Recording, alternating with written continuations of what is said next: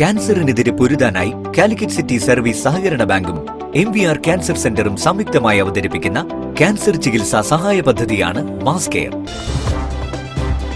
വാർത്തകൾ തുടരുന്നു. ഗാന്ധി ജയന്തി ആഘോഷത്തിന്റെ ഭാഗമായി കുതിരവട്ടം ഗവൺമെന്റ് മാനസിക ആരോഗ്യ കേന്ദ്രത്തിന്റെ പ്രവേശന കവാടത്തിന് റോട്ടറി കാലിക്കറ്റ് സിറ്റിയുടെ നേതൃത്വത്തിൽ മുഖം മിനുക്കൽ.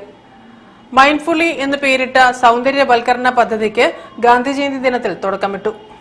വരഗ്രീനിന്റെ കൂട്ടായ്മയിൽ ആർട്ടിസ്റ്റ് ജോഷി പേരാമ്പ്രയുടെ നേതൃത്വത്തിലാണ് പ്രത്യേകതരം ആർട്ട് ചിത്രം ഡിസൈൻ ചെയ്ത് കുതിരവട്ടം ഗവൺമെന്റ് മാനസികാരോഗ്യ കേന്ദ്രത്തിന്റെ പ്രവേശ കവാടത്തിൽ സൗന്ദര്യവൽക്കരണം നടത്തുന്നത്. റോട്ടറി കാലിക്കറ്റ് സിറ്റിയുടെ നേതൃത്വത്തിൽ മൈൻഡ്ഫുള്ളി എന്ന് പേരിട്ട പദ്ധതി ഗാനരചയിതാവ് നിതീഷ് നടേരി ലോഗോ കൈമാറി ഉദ്ഘാടനം ചെയ്തു. സമൂഹത്തിൽ മാറ്റി നിർത്തപ്പെട്ടവർക്ക് വേണ്ടി ചെയ്യുന്ന പ്രവൃത്തിയിലൂടെ ഗാന്ധിജിയുടെ ആശയം കൂടിയാണ് കാലിക്കറ്റ് റോട്ടറി സിറ്റി പ്രചരിപ്പിക്കുന്നതെന്ന് നിതീഷ് നടേരി പറഞ്ഞു. ഗാന്ധിജി എപ്പോഴും പാർശ്വവൽക്കരിക്കപ്പെട്ട മനുഷ്യനെ കുറിച്ചാണ് എപ്പോഴും ആലോചിച്ചിരുന്നത്.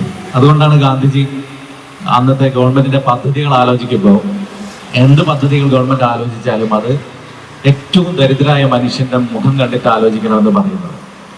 അപ്പൊ ഈ ഒരു ഗാന്ധി ജയന്തി ദിനത്തില് റോട്ടറി ക്ലബ്ബ് ആലോചിക്കുന്നത് നമ്മളെ എപ്പോഴൊക്കെയോ മാറ്റി നിർത്തപ്പെട്ട മനുഷ്യനെ കുറിച്ചാണ്. ഗവൺമെന്റ് മാനസികാരോഗ്യ കേന്ദ്രം deputy superintendent doctor Lalu Johns logo ഏറ്റുവാങ്ങി. Rotary Calicut city president Sajil നരിക്കോടൻസ് അധ്യക്ഷനായി. അപ്പം ഇതൊരു ആതുരാലയമോ മാറ്റിയിട്ട് ഇതൊരിക്കലും മെന്റൽ ഹോസ്പിറ്റലായി കാണാത്ത അവസ്ഥയിൽ ഇതിന്റെ ഒരു ബ്യൂട്ടിഫിക്കേഷൻ നടത്താൻ റോട്ടറി കൈയും വെളിയോട്ട് ഇറങ്ങിയിരിക്കുകയാണ്.